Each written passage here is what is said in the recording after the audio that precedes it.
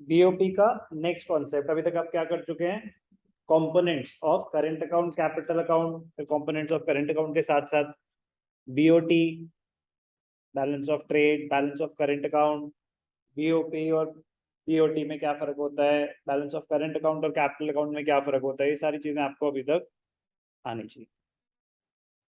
Very very important question, 4 marker में भी आया हुआ है, 5 मार्कर में भी आया हुआ है, छोटे क्वेश्चन भी इस पे बनते हैं, सुनने पे ध्यान देंगे।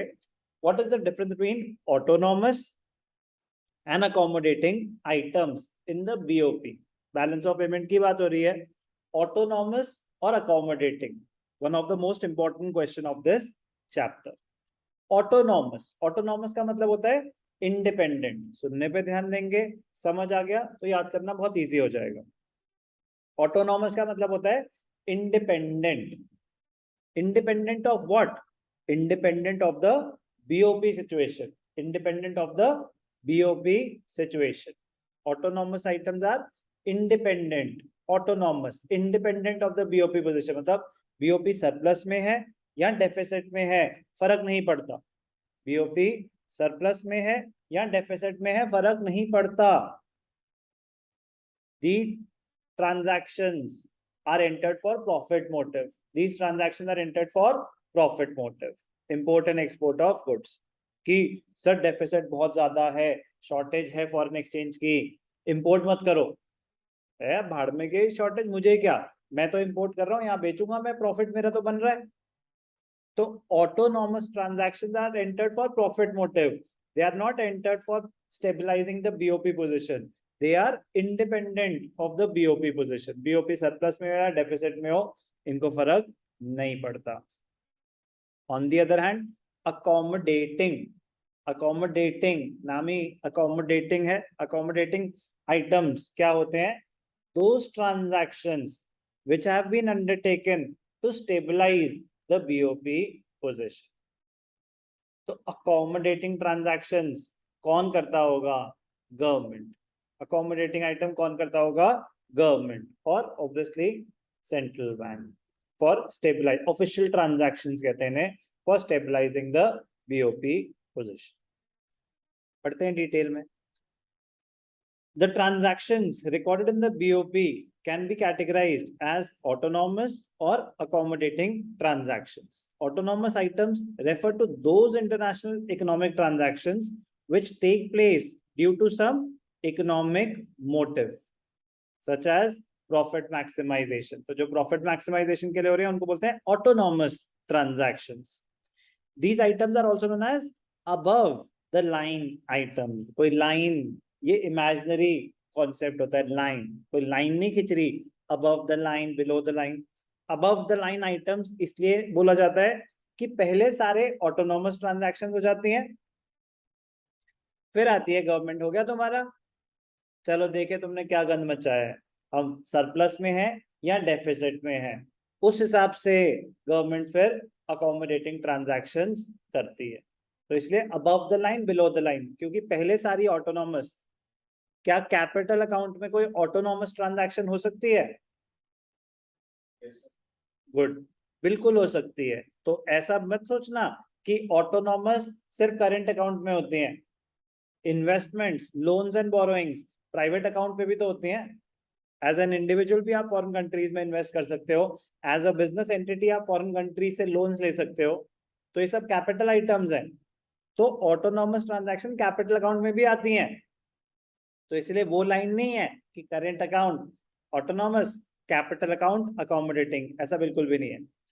पहले सारी ऑटोनॉमस ट्रांजैक्शंस आ गई, करेंट अकाउंट तो पूरा ही ऑटोनॉमस है, और फिर उसके बाद कैपिटल अकाउंट में पहले सारी ऑटोनॉमस आती हैं, उसके बाद गवर्नमेंट देखती है कि सिचुएशन कैसी है, उस हिसाब से वो ट्रांजैक्शंस करती है। तो इसलिए above the line autonomous, below the line accommodating.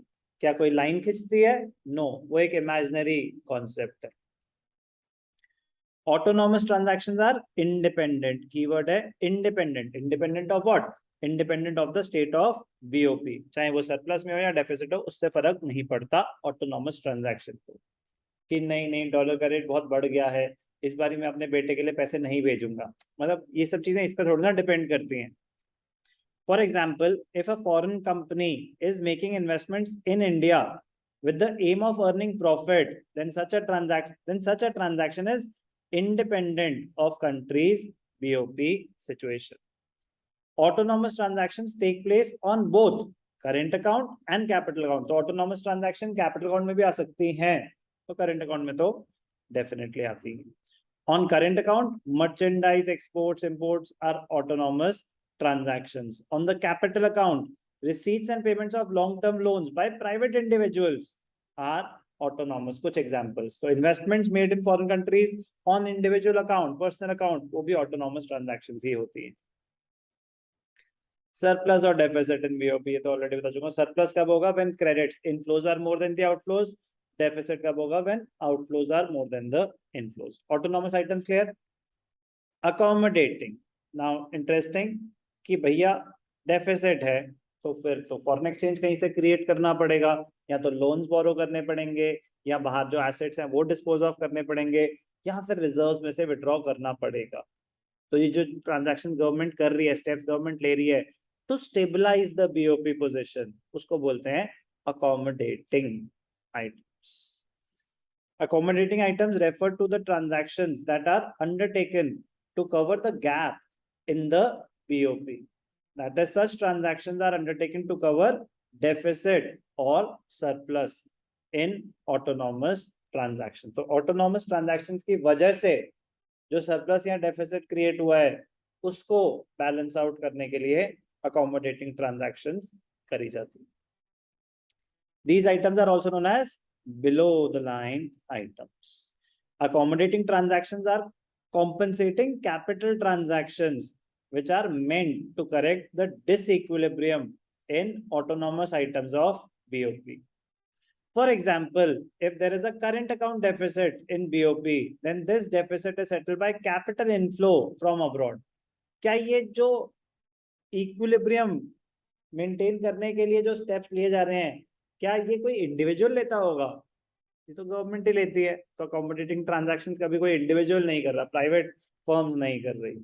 तो एग्जांपल क्या कर सकते हैं? They may use the reserves, they may borrow from foreign institutions. कोई डाउट? अगर आपकी शॉर्टेज है तो बताया ना कि आप इन्वेस्टमेंट्स भी भेज सकते हो अब्रॉड.